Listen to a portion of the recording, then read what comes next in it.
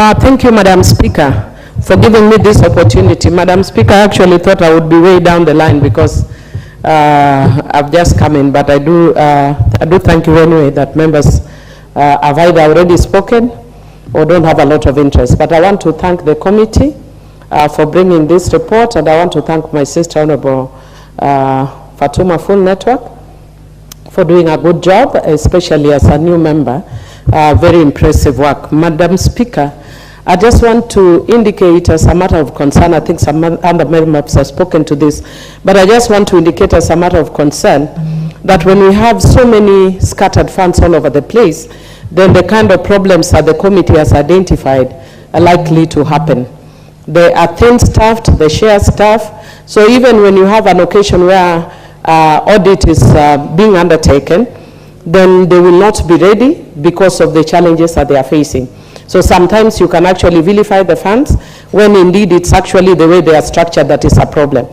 Madam Speaker, if you remember that Honorable the late Dr. Joyce Laboso had actually brought a bill which became law, the Social Security Act, which deals a lot with a lot of social security issues.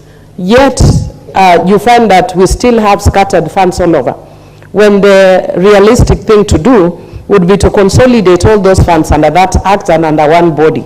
But when you have all the funds scattered all over the place, Madam Speaker, then a lot of them become cash cows because they are not effective. If you look at Uwezo Fund, for instance, Uwezo Fund can be a very effective fund if it is given in sufficient amounts. But you find that Uwezo Fund is doing the same thing that the Youth Fund is doing, the same thing that the Women Fund is also doing. So because of that, then you don't have effectiveness. You could actually find that there are women group right now that could be actually owning apartments, could be owning buses, like we saw in the past when we were growing. There was a group, I think, called Nyakinyo. Unfortunately, they had also some wrangles in, and one of my friends that I went to Limuru Girls with, her mother was killed in the process. But you could see at least they were fighting over very serious resources. But what are we talking about now? That we are giving people 100,000, 200,000, 300,000, 500,000 for groups. So in the end, it's not even effective. But also the other challenge that we then end up facing is that members of parliament end up being forced to use their own resources for logistical purposes. Like Uwezo funds, unless you as a member of parliament, you are able to give money for the administrative costs, the monies that are put in those funds are so little that it actually becomes meaningless. So what I would want to request this committee, that one of the things that you need to look at in future is whether it is possible to consolidate some of these funds, bring them together, so that in the end they can be very beneficial to those who are targeted.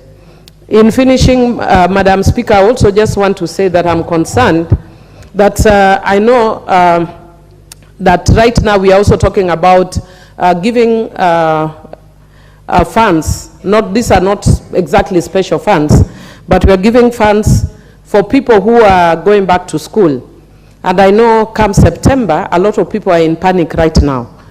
Madam Speaker, one of the things that we need to do is we are having a lot of knee-jerk reaction of a lot of things in this country.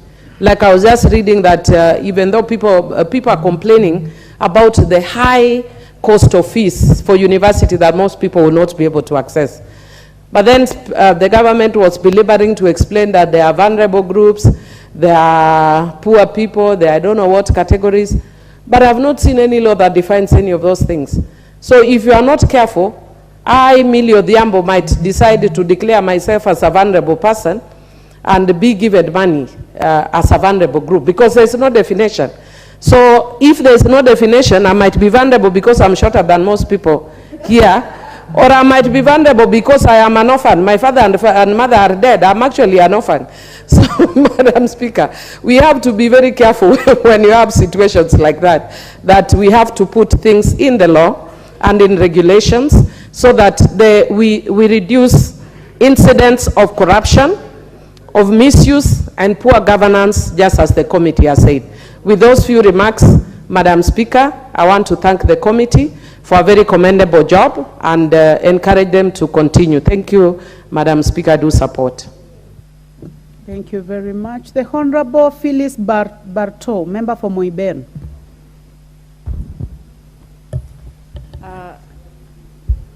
Thank you, Madam Speaker, for giving me the opportunity. I rise also to put my voice on this report and to thank the committee members led by the able chair for Tuma Network for the full network for the wonderful presentation. Madam Speaker, yesterday there was another motion almost similar to this on the report from the Auditor General auditing institutions, and this one is auditing special funds accounts. And I start to feel scared, Madam Speaker, because most of the recommendations or the findings is that the officers in charge are not able to submit documents. They don't have, it's as if most of the people who serve in these spaces are not competent because they have no